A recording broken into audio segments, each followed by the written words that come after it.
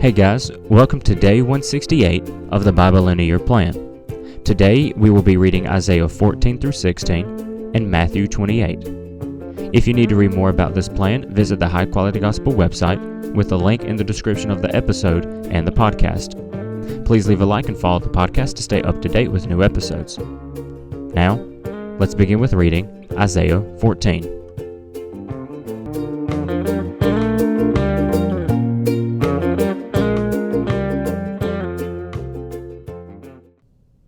For the Lord will have compassion on Jacob, and will choose Israel again. He will settle them on their own land. The resident alien will join them, and be united with the house of Jacob. The nations will escort Israel and bring it to its homeland. Then the house of Israel will possess them as male and female slaves in the Lord's land. They will make captives for their captors, and rule over their oppressors.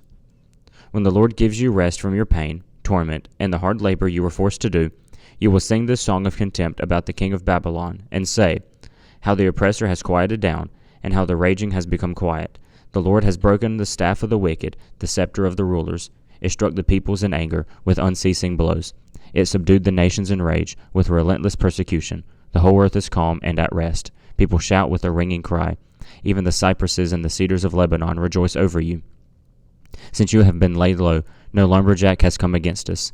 Sheol below is eager to greet your coming, stirring up the spirits of the departed for you of all the rulers of the earth, making all the kings of the nations rise from their thrones. They all respond to you, saying, you too have become as weak as we are. You have become like us. Your splendor has been brought down to Sheol, along with the music of your harps. Maggots are spread out under you, and worms cover you. Shining morning star, how you have fallen from the heavens, your destroyer of nations. You have been cut down to the ground. You said to yourself, I will ascend to the heavens, I will set up my throne above the stars of God. I will sit on the mount of the God's assembly, in the remotest parts of the north. I will ascend above the highest clouds, I will make myself like the Most High. But you will be brought down to Sheol, into the deepest regions of the pit. Those who see you will stare at you, they will look closely at you. Is this the man who caused the earth to tremble, who shook the kingdoms, who turned the world into a wilderness, who destroyed its cities, and would not release the prisoners to return home? All the kings of the nations lie in splendor, each in his own tomb, but you are thrown out without a grave, like a worthless branch, covered by those slain by the sword, and dumped into a rocky pit like a trampled corpse. You will not join them in burial, because you destroyed your land and slaughtered your own people. The offspring of evildoers will never be mentioned again.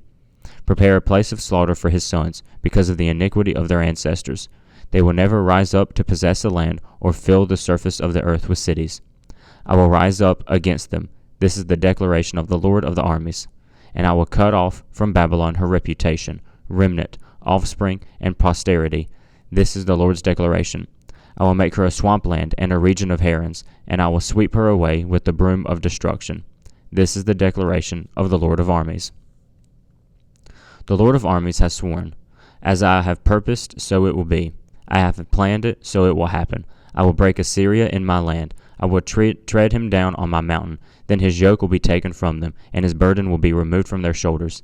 This is the plan prepared for the whole earth, and this is the hand stretched out against all the nations. The Lord of armies himself has planned it. Therefore, who can stand in its way? It is his hand that is outstretched, so who can turn back? In the year that King Ahaz died, this pronouncement came. Don't rejoice, all of you in Philistia, because the rod of the one who struck you is broken. For a viper will come from the root of a snake, and from its egg comes a flying serpent. Then the firstborn of the poor will be well fed, and the impoverished will lie down in safety. But I will kill your root with hunger, and your remnant will be slain. Wail, you gates, cry out, city, tremble with fear, all Philistia. For a cloud of dust is coming from the north, and there is no one missing from the invaders' ranks. What answer will be given to the messengers from that nation? The Lord has founded Sion, and his oppressed people find refuge in her. A pronouncement concerning Moab. Ar in Moab is devastated, destroyed in a night. Kir in Moab is devastated, destroyed in a night. Dibon went up to its temple to weep at its high places. Moab wails on Nebo and at Medeba. Every head is shaved, every beard is chopped short. In its streets they wear sackcloth. On its rooftops and in its public squares everyone wails, falling down and weeping. Heshbon and Eliel cry out. Their voices are heard as far away as Jahaz. Therefore the soldiers of Moab cry out, and they tremble. My heart cries out over Moab, whose fugitives flee as far as Zoar. To Eglath Shelishiah they go up to the ascent of Luhith, weeping. They raise a cry of destruction on the road to Horonaim. The waters of Nimrim are desolate, the grass is withered, the foliage is gone, and the vegetation has vanished. So they carry their wealth and belongings over the Wadi of the Willows. For their cry echoes throughout the territory of Moab. Their wailing reaches Eglaim. Their wailing reaches Bir Elim. The waters of Dibon are full of blood, and I will bring on Dibon even more than this, a lion for those who escape from Moab, and for the survivors in the land. Send lambs to the ruler of the land, from Selah in the desert to the mountain of daughter Zion. Like a bird fleeing, forced from its nest, the daughters of Moab will be at the fords of the Arnon. Give us counsel and make a decision. Shelter us at noonday, with shade that is as dark as night. Hide the refugees. Do not betray the one who flees. Let my refugees stay with you. Be a refuge for Moab from the aggressor. When the aggressor has gone, destruction has ended. The marauders have vanished from the land. A throne will be established in love, and one will sit on it faithfully, in the tent of David, judging and pursuing what is right, quick to execute justice. We have heard of Moab's pride, how very proud he is, his haughtiness, his pride, his arrogance, and his empty boasting. Therefore let Moab wail. Let every one of them wail for Moab. You who are completely devastated, mourn for the raisin cakes of Kir Hareseth, for Heshbon's terraced vineyards and the grapevines of Sibmah have withered. The rulers of the nations have trampled its choice vines that reached as far as Jazer, and spread to the desert. Their shoots spread out and reached the sea. So I join with Jazer to weep for the vines of Sibmah. I drench Heshbon and Elileh with my tears. Triumphant shouts have fallen silent over your summer fruit and your harvest. Joy and rejoicing have been removed from the orchard. No one is singing or shouting for joy in the vineyards. No one tramples grapes in the wine presses. I have to put an end to the shouting. Therefore I moan like the sound of a lyre for Moab, as does my innermost being for Kir Heres. When Moab appears and tires himself out on the high place and comes to his sanctuary to pray, it will do him no good. This is the message that the Lord previously announced about Moab, and now the Lord says, in 3 years, as a hired worker counts years, Moab's splendor will become an object of contempt, in spite of a very large population, and those who are left will be few and weak. Now we read Matthew 28. After the Sabbath, as the first day of the week was dawning, Mary Magdalene and the other Mary went to view the tomb. There was a violent earthquake because an angel of the Lord descended from heaven and approached the tomb. He rolled back the stone and was sitting on it. His appearance was like lightning, and his clothing was as white as snow. The guards were so shaken by fear of him that they became like dead men. The angel told the women, "Don't be afraid, because I know you are looking for Jesus who was crucified. He is not here, for he has risen, just as he said. Come and see the place where he lay. Then go quickly and tell his disciples. He has risen from the dead, and indeed he is going ahead of you to Galilee. You will see him there. Listen, I have told you." So, departing quickly from the tomb, with fear and great joy, they ran to tell his disciples the news. Just then Jesus met them and said, "Greetings." They came up, took hold of his feet, and worshipped him. Then Jesus told them, "Don't be afraid. Go and tell my brothers to leave for Galilee, and they will see me there." As they were on their way, some of the guards came into the city and reported to the chief priests everything that had happened. After the priests had assembled with the elders and agreed on a plan, they gave the soldiers a large sum of money and told them, "Say this, his disciples came during the night and stole him while they were sleeping. If this reaches the governor's ears, we will deal with him and keep you out of trouble." They took the money and did as they were instructed, and this story has been spread among Jewish people to this day. The 11 disciples traveled to Galilee, to the mountain where Jesus had directed them. When they saw him, they worshipped, but some doubted. Jesus came near and said to them, "All authority has been given to me in heaven and on earth. Go therefore and make disciples of all nations, baptizing in the name of the Father, and of the Son, and of the Holy Spirit, teaching them to observe everything I have commanded you. And remember, I am with you always, to the end of the age."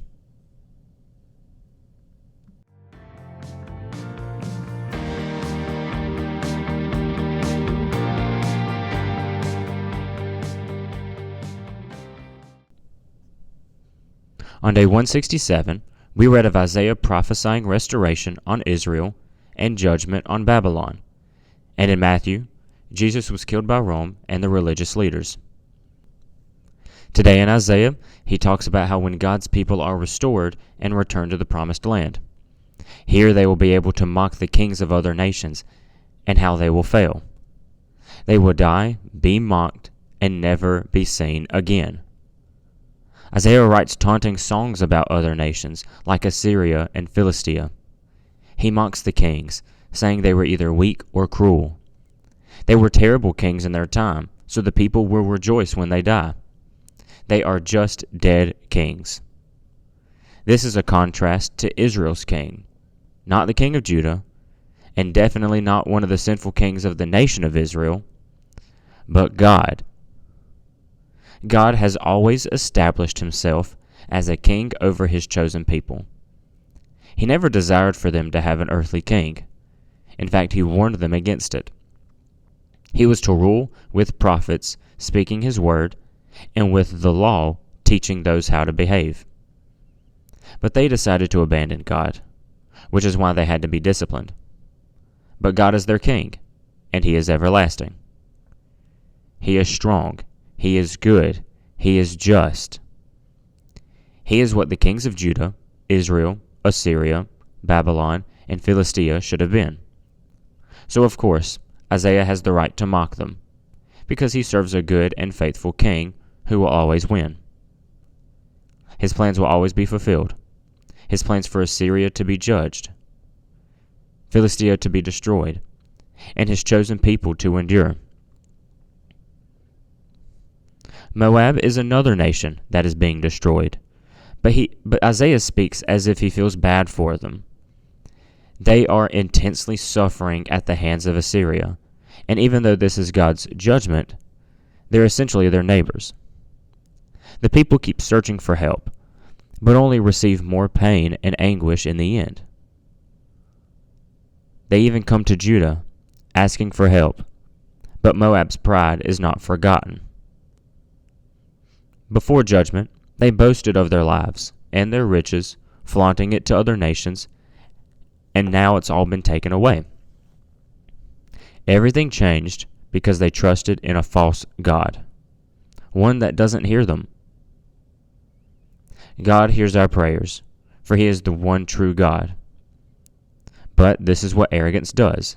It blinds us to the truth, and when what we worship and desire is destroyed, then where do we go? Our refuge was in our arrogance, wealth, and more. But if we desire God, our refuge is in him, and he never falters. Today, we also finish the Gospel of Matthew, which has been an extensive account of Jesus' ministry.